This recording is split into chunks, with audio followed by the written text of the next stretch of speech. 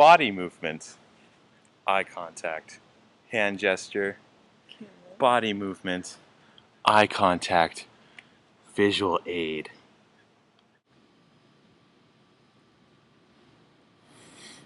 We live in a time where access to information and media is almost unlimited due to the prevalence of the internet. However, at what point should this access be limited, and at what point does our uncontrolled electronic consumption begin to have negative effects on real-life industry? The music industry has long been experiencing a decline in record sales, and they are quick to blame piracy as a cause. Yet there are many factors that could be contributing to this downturn, and pirated music is not a major contributor.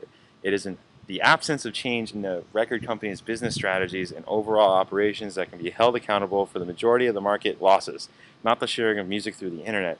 This inability to adapt, paired with other factors like the popularity of iTunes, are the nails in the coffin of the music industry. Society is growing increasingly dependent on the internet, and regardless of the legal status of how consumers get their music, it may just be that record companies are growing obsolete.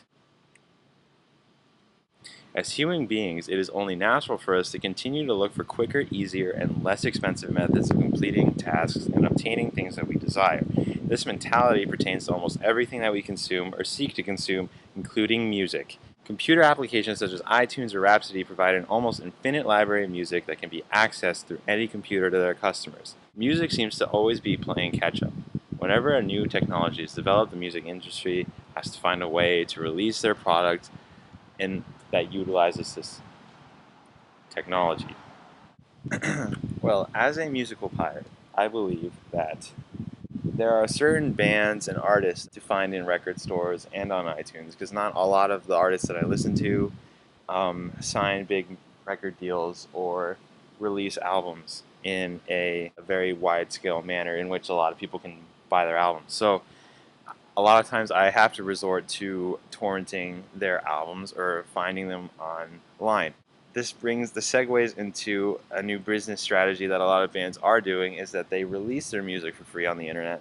These are bands that are not signed, so any downloading of this music cannot be directly attributed to people buying less physical CDs, because you have to take into consideration things like iTunes and Rhapsody, which are legal. The fact of the matter is that music that is pirated does not completely translate into music that would have been purchased.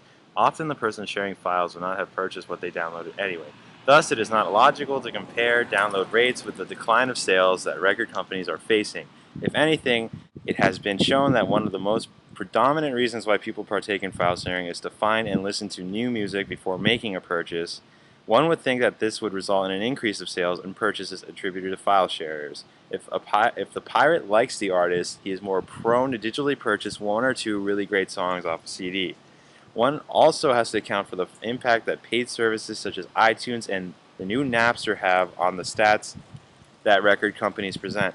Compact disc sales may be on the decline, but the amount of music downloaded legally has risen dramatically since 2005.